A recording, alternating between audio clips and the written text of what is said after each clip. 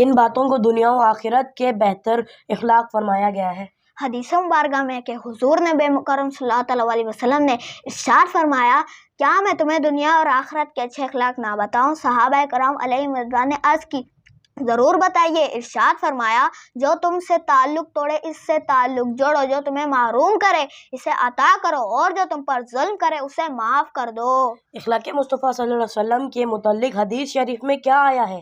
ایک مرتبہ کسی نے ام المؤمنین سیداتنا عائشہ رضی اللہ تعالیٰ عنہا سے حضور نبی پاک صلی اللہ علیہ وسلم کے اخلاق کریمہ کے بارے میں پوچھا تو ارشاد فرمایا، آپ صلی اللہ علیہ وسلم کا خلق قرآن ہے، کیا تم نے قرآن میں اللہ کا یہ فرمان نہیں پڑھا؟ وَإِنَّكَ لَعَلَىٰ خُلُقٍ عَظِيمٍ، ترجمہ کنز الایمان، اور بے شک تمہاری خوبی بڑی شان کی ہے۔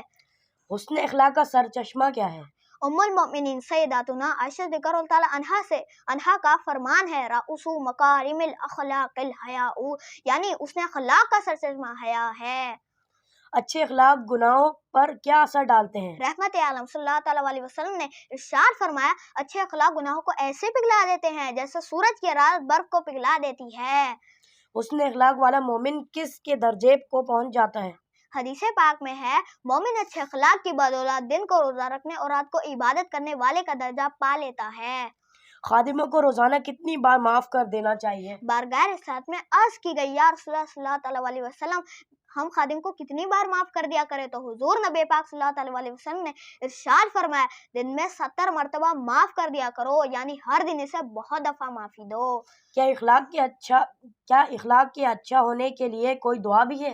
جی ہاں، اس نے اخلاق کے پیکر صلی اللہ علیہ وسلم یہ دعا فرمایا کرتے تھے، اللہم سنت خلقی فاحسن خلقی، یعنی اے اللہ عز و جل، تو نے میری صورت کو اچھا کیا، پس میرے اخلاق کو بھی اچھا فرما۔ انسان کو دی گئی سب سے بہترین چیز کیا ہے؟ بارگاہ رسالت میں عرض کی گئی، یا رسول اللہ صلی اللہ علیہ وسلم، انسان کو دی گئی سب سے بہتر چیز کیا ہے؟ ارشاد فرمایا، اچھے اخلاق۔ سب سے زیادہ جنت میں داخل کرنے والا عمل کون سا ہے؟ حدیث پاک میں فرمایا گیا کہ سب سے زیادہ جنت میں داخل کرنے والا عمل تقویٰ اور حسن اخلاق ہے۔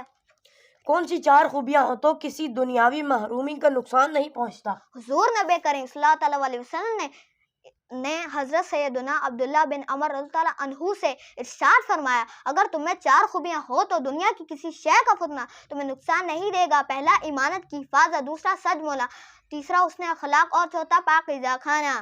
حدیث پاک میں میزان عمل میں سب سے وزنی عمل کسے کہا گیا ہے؟ حسن اخلاق کو۔